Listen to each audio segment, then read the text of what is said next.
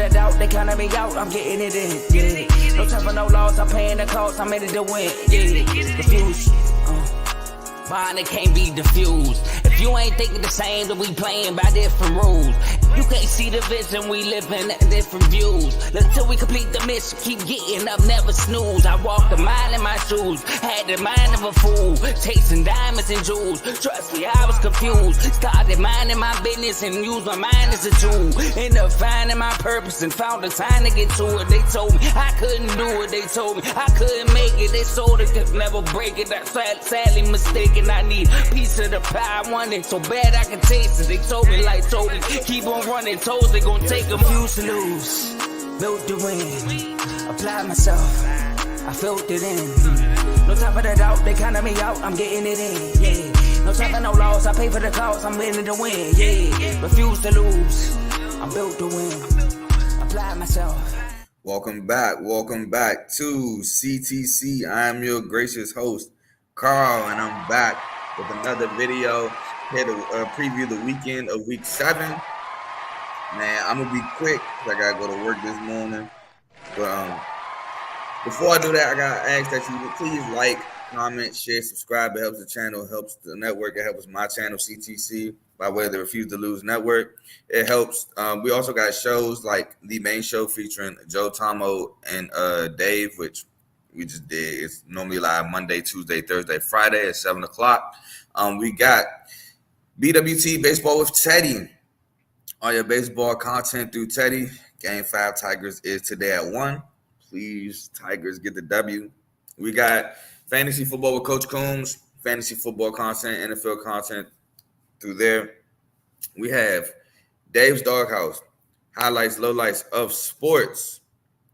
We have Kings Talk with Joe Jordan. All your Sacramento Kings talk through there. And the Red Corner featuring Ty, Ricky, and Tomo. Boxing content through there. Real Ballers Only featuring Vaughn. All your NBA content through there. And we have Unfazed featuring Joe and AJ every Tuesday, 9 o'clock Eastern, 8 o'clock Central. So please check those shows out. Like, comment, subscribe. And if you like what you're listening to, stick with us. Now, I'm going to be real quick, like I said, because I got to get to work. So we're going to start right away. And the first game we got for y'all today is Washington at Iowa, 12 o'clock on Fox. Iowa's coming into the game as 2.5 point favorite, Now, if you're new to this, you know I do my keys. I do 5 keys for each team to help win the game. And then I pick a winner. So I always start with the road team. We're going to start with Washington. Washington's coming off a big win against Michigan. And one key for them is to stop Caleb Johnson. You stop Caleb Johnson, in my opinion, you stop the Iowa's offense. Iowa's another team who can barely pass the ball. So you got to stop Caleb Johnson. Force Iowa offense behind the chains, so out of schedule. Run Jonah Coleman. He still has to get his touches. Jonah Coleman has been really good for Washington this year. Force Iowa to score points. That's just what it is. They lost to Iowa State. They were stuck at 19. Iowa State was able to rally back. And you got to force some turnovers. Guillotine short fields, extra possession, because Iowa, they're going to try to force some turnovers. You got to force some turnovers as well. Now, if you're Iowa, you got to establish some type of a passing game. Cade McNamara and these guys have to establish some type of a passing game. You got to establish Caleb Johnson, run the ball. Like I said, he's the engine that makes the offense go. Force some Will Rogers interceptions. Get some short fields when you're a majority running team. Short fields help a lot because you don't have to do much to score. Make this a low-scoring game. Make this a 17-10. If y'all remember last year against Minnesota, 7-9, something like that. Make it close to where you can create a play to score that's not offense. Like last year, Cooper DeJean against Minnesota, he had the punt return that got called back. And it shouldn't have been called back. We had the punt return that got called back that would have won Iowa the game. And lastly, you got to have some momentum-changing plays. A pick six, like I said, a punt return, a kick return, scoop and score. Maybe a big pass play is Iowa. But in my opinion, I think the wrong team is favored. I think Washington win this game. We just saw Washington go against a similar version of Iowa in Michigan last week. and Washington, although being at home, they won the game. They won the game, and they should have won the game. I think they did a pretty good job against the run against Michigan. If you look, Michigan's first drive out of half to score, Jack Tuttle came in the game and they actually was able to move the ball through the air. But once Washington realized, okay, they made a quarterback change, it's no longer Alex Orji, it's Jack Tuttle. He can semi throw the ball. They played better in the second half. That was the only touchdown they gave. I think Washington offense is pretty good. I think Washington should have beat Rutgers. Again, I've said this before. They should have beat Rutgers, another team that depends on the run. They just shot themselves in the foot. Excuse me. Michigan, another team that can only run, will really run. Beat them. And I think they beat Iowa. I do think they beat Iowa because Iowa can barely pass the ball. So I'm picking Washington to win the game. Next, we have Wisconsin at Rutgers, 12 o'clock on Big Ten Network. Rutgers is coming off their first loss of the year to Nebraska. Wisconsin, again, no Tyler Van Dyke for the rest of the year. Is now Braden Locke. Wisconsin, Braden Locke has to take care of the football. Got to take care of the football. You cannot put the ball in harm's way. Can't give Rutgers short fields with Kyle Monangai. Speaking of, they got to stop Kyle Monangai. You got to stop Kyle Monangai. Again, I just say that they're a team that's basically run heavy.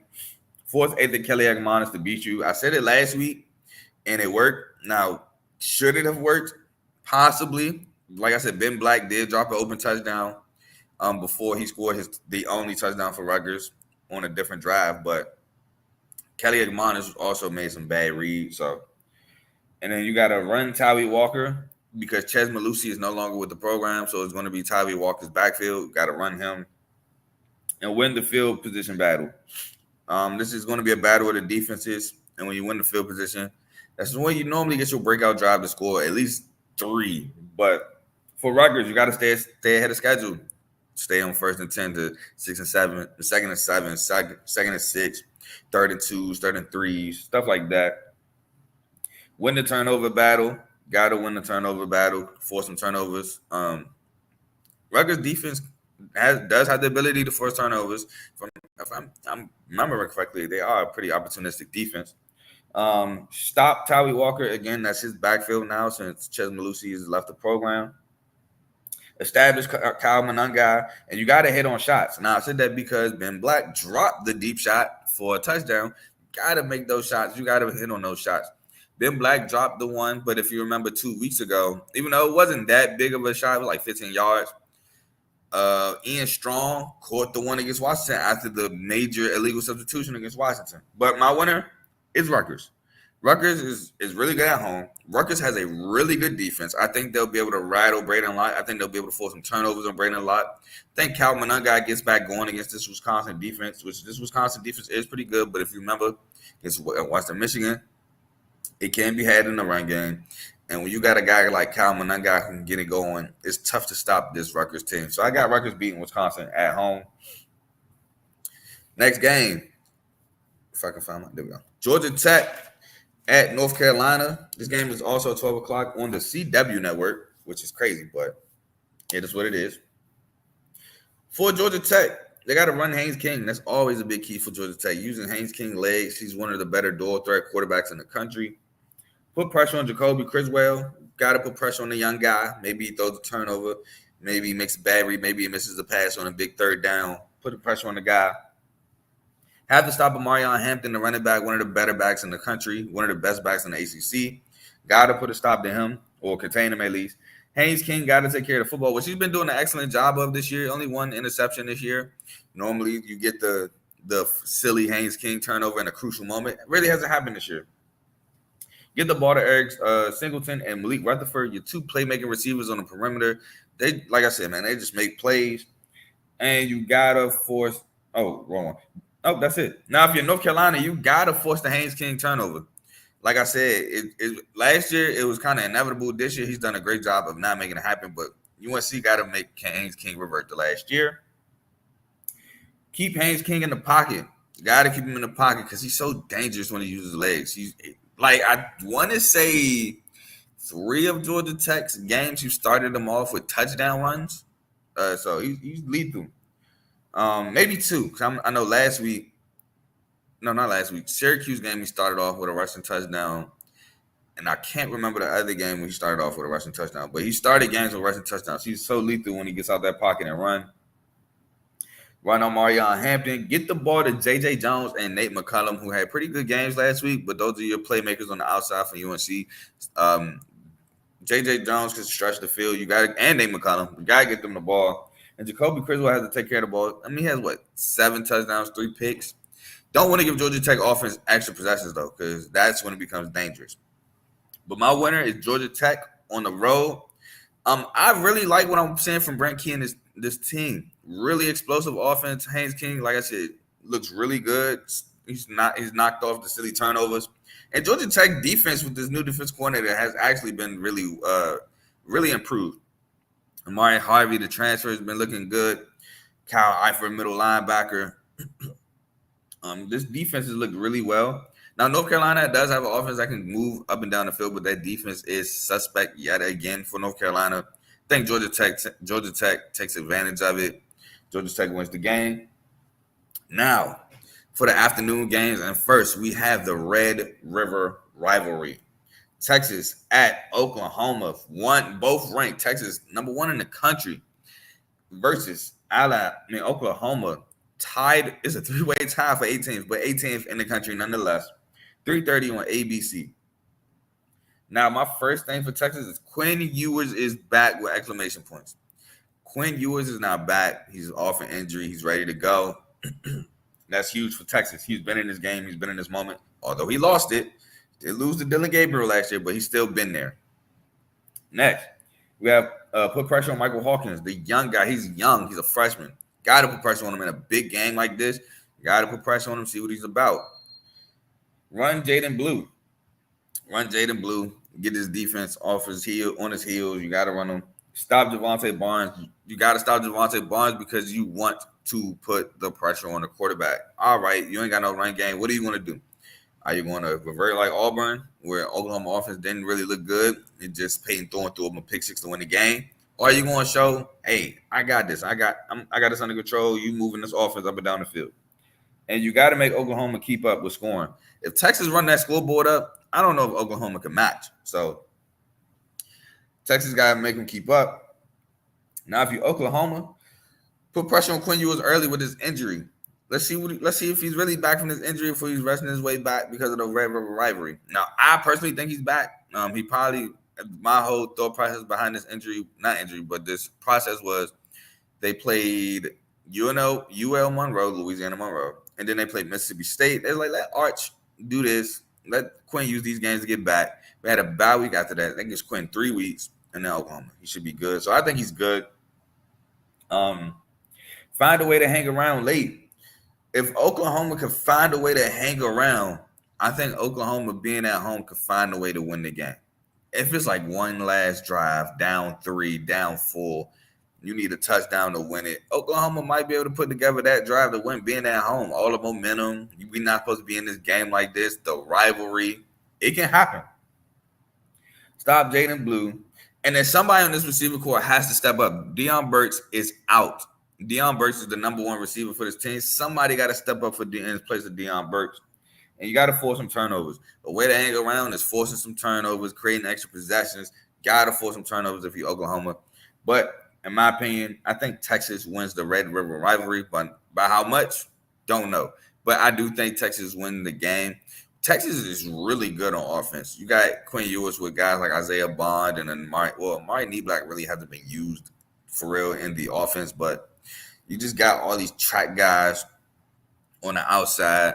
Defense has been playing really well. Texas really has a really good defense. And Sarkisian is going to dial up some things for Quinn Ewers to get this Oklahoma defense off balance. So I like Texas to beat Oklahoma in this rivalry game. Next, we have Penn State at USC. 4th-ranked Penn State on the road at USC, 3:30 CBS. Now, if you Penn State, you got to get the Riley Moss, get him on the ground. Now, Penn State defense is really good. Abdul Carter specifically, so I think they would do a really good job at affecting Riley Moss. Is Nick Singleton 100%?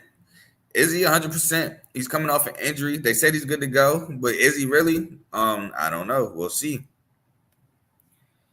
Stop Woody Marks, the running back for USC, transfer from Mississippi State, who has done wonders for this team. Drew Law has to pass the ball effectively. We've seen him pass the ball well against West Virginia. It hasn't looked too great since, especially Illinois game did not look that great. And Drew Law has to be a running threat. You got to keep USC defense off his balance. Drew Law can run the football, so you got to show that he's a threat to run it. Now for USC, no turnovers. Do not give Penn State a short field with those two guys in that backfield. Speaking of, they got to stop those two guys in the backfield, and Nick Singleton and Katron Allen. Those two guys have been wreaking havoc this year. Get the ball to Deuce Robinson and Jacoby Lane, your two guys, especially Deuce Robinson. He's a playmaker. He can go get a jump ball. He can stretch the field. He's a guy like that. Jacoby Lane can stretch the field as well. But those are your two playmakers on the outside for USC. Has to win the field position battle. You got to win the field position battle, especially – I would say there are two guys that make plays on both teams are the running backs. Woody Marks has been making plays all year for USC. And then, of course, Nick Singleton and Katron Allen. And you got to force some turnovers. You got to force some turnovers against this Penn State team. Get this defense on the field, try to wear it down, make it tired. But my winner is Penn State. My winner is Penn State because I think Penn State is going to absolutely be able to run the football on USC. They're going to be able to beat up USC up front and allow Katron Allen and Nick Singleton to have rushing lanes to score. It's going to be hard for USC to score in this Penn State defense, who has been phenomenal all year. Like I said, led by Abdul Carter, led by Kobe King, the linebacker. It's going to be tough for those guys to score on USC. While I do feel like Penn State can move up and down the field running the ball, especially when you got the run threat of Drew Law. I'm rolling with Penn State to beat USC. Next, we have Cal at Pittsburgh. 3:30 on ESPN. Pitt is ranked 22nd in the country coming into this game. Now, if you're Cal, you got to contain Eli Holstein's legs because Eli Holstein, he can break that pocket and he can run. And it was absolutely killer against UNC. He killed them running the ball. Have to hit on some splash plays. Have to hit on same splash plays. Now, I know it's crazy to ask for Cal to hit for full 50-plus passing plays. Crazy to ask him to do that again. So I don't mean the exact same. But you got to be able to hit on them 20-plus yard plays. It kept them in the game. It almost won them the game. It should have won them the game against Miami. Got to hit on them same splash plays, but obviously not up 50 yards. That's insane to continuously ask to do.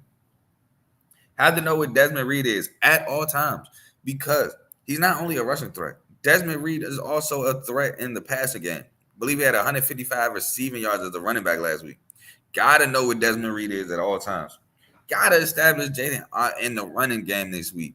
The running game was unsuccessful against Miami, which boded to hurt them at the end because they couldn't do what they had to do to kill the clock. Got to establish the run. And you got to force some turnovers. Even though UNC forced them last week with a pick six, and it didn't help, but it made the game close. And once UNC couldn't force those turnovers, Pitt was able to go up 2 scores and win the game. Cal got to force them turnovers. It worked against Miami. It should work against Pitt. Now, if you Pitt, Eli Holstein got to use his legs. Get the ball to Desmond Reed. Get the ball to your playmaking receiver, Kanata Munfield. You got to stop the run if you Pitt against Cal because that's what Cal's going to try to do. And you got to hit on splash plays as well because those splash plays that Pitt hit against UNC were big. And my winner in this one's going to be Pitt. I think Pitt wins this game. Pitt just a really good offense. Pitt is a really well-coached team by Pat Narduzzi, taking a lot of teams by surprise. And the thing about Pitt is they did do the same thing as Miami. They come back. They're gritty. They don't give up. You got to put them away. If you don't, they will. If you leave them at crease, they will break through it. So I think Pitt will win the game. Next, we have Louisville at Virginia, both unranked. Louisville 3-2, Virginia 4-1, 2-0 ACC play. Shout out Virginia. 3:30 on ACC Network. Louisville has to run Isaac Brown. They got to force Anthony Calandria with the silly interceptions. It really hasn't happened much since the Maryland game. Calandria's actually been doing a pretty good job protecting the ball since, but you got to force it if you're Louisville. Don't let Virginia establish a run game, which is not, I won't say it's tough for Virginia to do, but it's kind of one of the more difficult things for Virginia to do. Get the ball to Ja'Cory Brooks and Colin Lacey, your two playmakers on the outside, especially Colin Lacey. Get him going early since he's returning from injury. Third week, I think, back from injury. Tyler Sharp, no interceptions because that killed him last week. Killed him last week, game winning drive. Well, not game winning, game tying drive. He threw a pick. Now, if you Calandry, you gotta keep it consistent with the silly turnovers. None of them. No silly turnovers. That's been one of y'all ball games. Get the ball to Malachi Fields. Malachi Fields scored a major 30-yard touchdown pass against Boston College last week to go up. Establish Kobe Pace. Kobe Pace on the running backs back in that backfield. Got to contain Isaac Brown and win the turnover battle. So you got to create some turnovers. That's what they did against Boston College. Not pick six, excuse me. A pick, a scoop and score. Another pick. They had 2 picks and a scoop and score touchdown last week to help win that game. That defense won them the game last week. You got to do the same to win the game this week. But I think Louisville is a more dynamic, not dynamic, but more, I would say more dynamic. More dynamic offense, better passing team. I think Louisville wins the game. I think Virginia possibly keeps it close because they're at home, but Louisville is a better passing team, and they can establish the run. So I think Virginia might have a tough time against those boys on the outside. Give me Louisville to beat Virginia in a close one. Next, we got Arizona at 14th ranked BYU. BYU comes into the game as 2.5-point favorites. This game is 4 o'clock on Fox. Now, if you're Arizona, you got to be ready for a physical ball game. You know BYU is going to be physical up front. And they're well coached, and they're not coming to play with you. Someone has to step up beside, not besides, but beside Tatoya McMillan. McMillan has been carrying this receiving core. Montana Luminous Craig's supposed to be right there with him, not as terms of like, I think McMillan right now is at like 660. He's supposed to be at least at like 400. I think the next closest is like 200 or something like that. But somebody got to step up with McMillan. Got to run Quali Conley. Fafita has to cut the turnovers. He's 6 touchdowns, 5 picks on the year. Got to cut that out. You got to pressure Jack Retzlaff. Now, if you BYU, you got to win in them trenches. That's your calling card. Winning in the trenches, beating teams up front. You got to keep that up, especially against Arizona, because you do that, Arizona defense is going to fall. Arizona defense is not good. Pressure no Fafita because he's been throwing them turnovers. 5 turnovers, like I said, man, you got pressure him. And with that opportunistic and tough defense, you should come away with an interception or 2.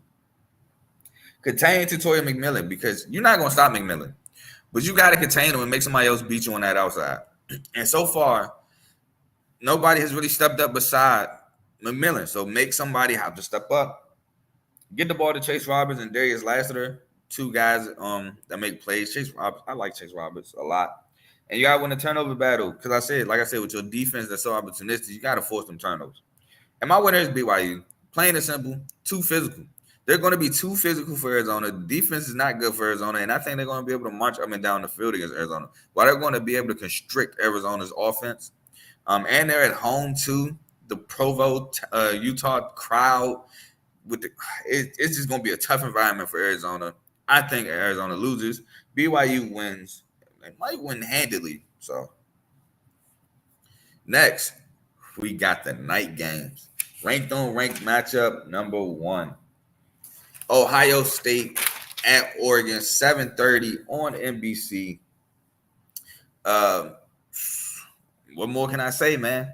We just get into it. Ohio State's he got to introduce another down. Well, he's not really introducing it, but he just got to run the ball. Plain and simple. You got to run the ball as well. You got to show Oregon that you're going to run the ball. With this receiving core, they might run a lot of man. And, when they run man, cornerbacks, backs are turning you. If you got the lanes, even if you think somebody might break open, if it's early in the game, you got a lane, take it just to show like, hey, man, I do this. Just to get a defense something to think about. Establish Quashon Judkins. Obviously, I don't have to say much about that. Him and Travion Henderson in the backfield, one of the better duos. Oh, there we go. Ty, there we go. A better backfield than Penn State. Quashon Judkins and Travion Henderson. I don't know why I didn't think about that. If you're in the chat, you know what I'm talking about. Get the ball to Jeremiah Smith. He's a freak freshman. Him and Ryan Williams, what they're doing as freshmen are incredible. And Emeka Egbuka. Contain Jordan James, who ran wild against MSU. And you got to contain Dylan Gabriel legs because if you allow him to run the ball, then it makes Oregon's offense that much scarier. Now, if you're Oregon, Dylan Gabriel got to stop with the silly turnovers. He had 2 picks in the red zone that just was uncalled for last week against MSU. Can't do that against Ohio State. Against MSU, you might be able to get away with it. Against Ohio State, you're not. You just not. You got to stop Quinshon Judkins. Get the ball to Tez Johnson and Evan Stewart, your two guys. Well, Evan Stewart is more so like a slot, in my opinion. But Tez Johnson has just been balling on the outside. Pressure Will Howard and run Dylan Gabriel. And my winner in this, picking Oregon. I think Oregon at home gets the upset both with gambling and in the rankings. Both defenses have been playing really well. Both offenses have been sputtering at times. I'm not saying that they've been sputtering in games, but in moments they have sputtered. That kind of leads the home crowd. I think the home crowd getting into it in Hudson with Gabriel with his ability to run and throw, putting the pressure on Jim Knowles' defense. I know it's really good. Jim Knowles is my favorite defense coordinator in the country. I get that. But I think Oregon could introduce something that Ohio State is going to have a tough time stopping.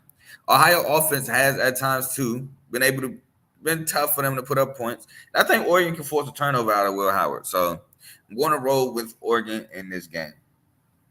Next, we got number 9 Ole Miss on the road to Death Valley. Number 13 LSU at night. Wild things happen at LSU at night in the Bayou, in the boot. 7:30 on ABC. Ole Miss offense got to fire. They got to keep firing. They can't stall out. Against Kentucky, offense looked good, stalled out. Against South Carolina, offense looked good, didn't really have to do much. Defense stifled South Carolina. Got to be a game where the offense just fire throughout the entire game. Got to establish Henry Parrish, the running back. Get the ball to touchdown Trey Harris and Juice Wells. Juice Wells led them in receiving last week, but touchdown Trey Harris is their lead receiver. I got to stop Kyron Lacey, the wide receiver for LSU. We all know about him. And if you're LSU, got to force some Jackson Dart interceptions. If you let Jackson Dart pick you apart, it's game over. Got to establish a run. Now, they've been having a tough time finding a running back. I do believe that they found something with the young freshman, Caden Durham, but I know besides that, they've been having a tough time finding a running back. And John Emery did get hurt first week of the season, who looked like he was the piece there at first.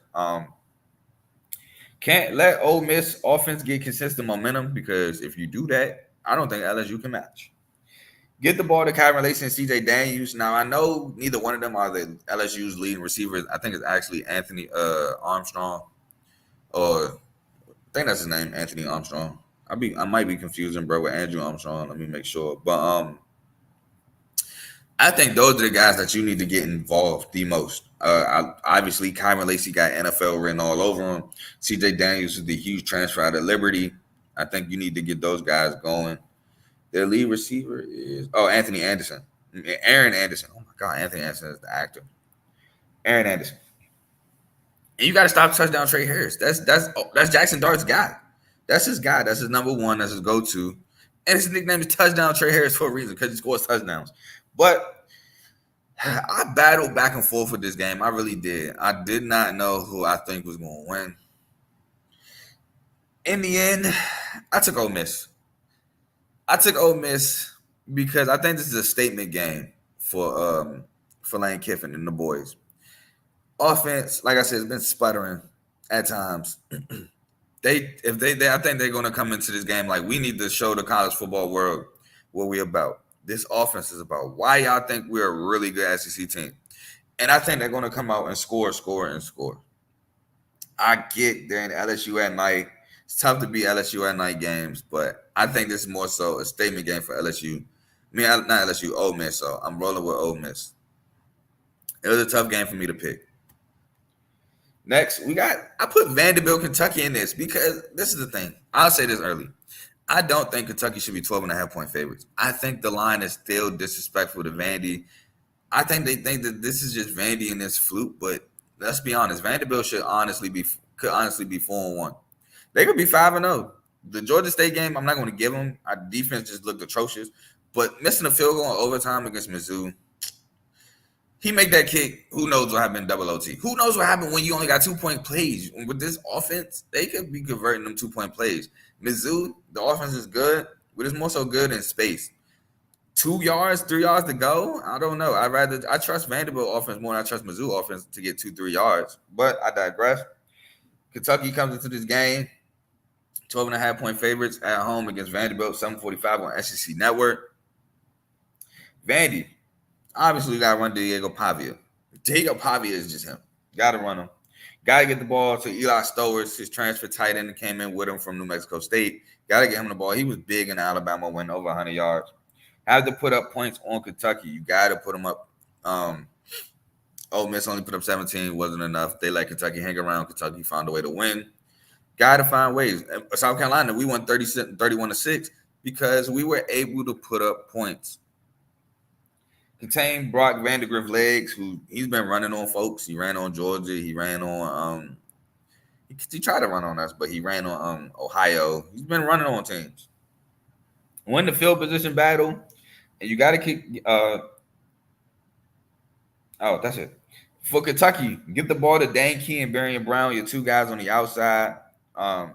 They're stretching the field too. They're able to stretch the field. Contain Diego Pavia legs. Let's see what this Vanderbilt offense looks like when Pavia can't run the ball. Is it still dynamic? Is it still explosive? Or does a lot of it get thrown out the window? Keep Pavia in the pocket.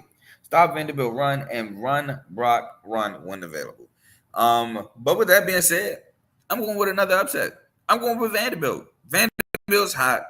And this is not inside information. But I was watching Raw Room, and Jordan Matthews was on there because he's a Vanderbilt grad. He was a part of one of the better Vanderbilt eras. And he said Coach Clarkley, right when they won, was already on to Kentucky. Already on to Kentucky, and I like that. He expects to win ball games. He expects greatness. He expected to be Bama. He wasn't celebrating the Bama win. He was, all right, bet we won. We did what we were supposed to do. On to the next. I think Vanderbilt's a legit team this year, man. Everybody keeps saying, y'all lost to Vandy. This ain't the same old Vanderbilt. This is a good team. Let's not forget they beat a good Virginia Tech team first game of the year. This is a good ball club, and I think Vanderbilt will beat Kentucky. Next, we got Iowa State, West Virginia. Iowa State undefeated. Shout out Matt Campbell. I love Matt Campbell and the coaches who built the Iowa State. 8 o'clock on Fox. Iowa State comes into the game as 3.5-point favorites. Now, if you're Iowa State, you got to establish the run. Abu Sama got to establish that run. Contain Garrett Green legs. Make Garrett Green beat you with his arm. He can make some throws, but he also can make some bad throws. Contain C.J. Donaldson and Jaheim White. Get the ball to Jalen Noel, Jaden Higgins, and force the Garrett Green interception, like I said. Now, if you're West Virginia, you got to win the field position battle. So you can try to run the ball and score some points. So, Iowa State defense also is no joke. You got to establish the run, which is going to be tough to do against said Iowa State defense.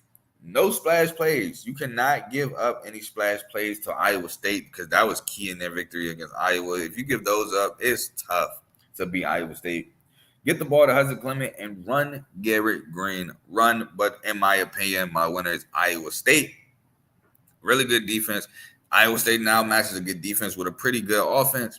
And they're looking like a tough team to stop.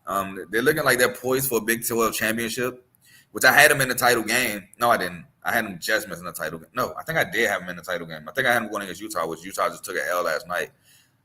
So it's looking rough for my Utah Big 12 championship prediction, but they're looking poised for a Big 12 championship, and this is just another win, in my opinion, to put them that much closer.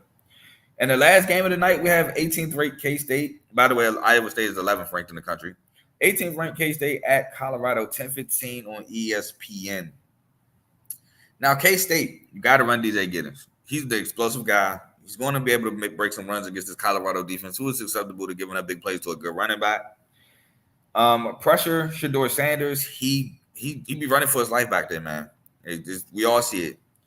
Run Avery Johnson, the quarterback. Avoid Travis Hunter. This is the thing. Avoid Travis Hunter. I watched KJ Jefferson throw a jump ball up against Travis Hunter, which was not smart.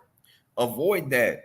And they're still going to have to be received by committee. Now, the reason why I put this, if you remember one of my, I think the episode, week 2 with Tulane and K-State. I think that I asked somebody to step up. I haven't really seen the receiver one. A lot of people think it's going to be Jace Brown. I haven't seen a receiver number one from K-State. Still a lot of receivers by committee. Colorado, you got to win up front, which it's going to be tough to do against this K-State team. You got to contain DJ Giddens. It's going to be tough to do. Got to establish a run. You can't be one-dimensional. Protect Shedeur Sanders, which is going to be tough. And you got to get the ball to your playmakers, Jimmy Horn Jr., Travis Hunter. But I went back and forth because, again, if you remember last week, I said I'm still am. My preseason prediction of Colorado record is still 100% correct. They're 4-1. I had them 4-1 at this moment. I had them in the offseason winning this game against K-State. But I just watched this K-State team, and I just can't pick against them right now going against Colorado. So I'm going with K-State to beat Colorado. If my preseason prediction is still correct, so be it. But from what I've seen to K-State, I think they're going to have a tough time being Colorado, stopping them up front. I think K-State is just going to be able to run the ball and impose their will, kind of. So I'm rolling with K-State, man. I'm rolling with K-State to beat Colorado. And that is it. That's all I have for y'all today. Y'all enjoy these college football games tonight. I will be back maybe Sunday. I don't know. But for sure, I'll be back before Tuesday to preview. I got my Tuesday through Thursday previews all written up. That's ready to go. I'm just deciding on what time to do that today. But I'm going to see y'all later. I'm going to holler at y'all. Peace.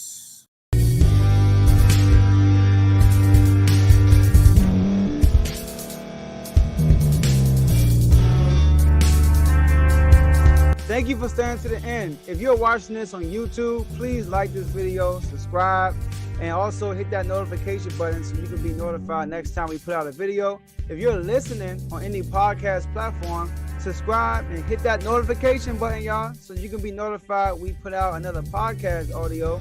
And last but not least, hit that share button. No matter what you're listening to or watching it, hit that share button and send it to somebody that you know that would love to watch this episode you just listened to. So once again, thank you for staying to the end, and we'll see y'all at the next episode.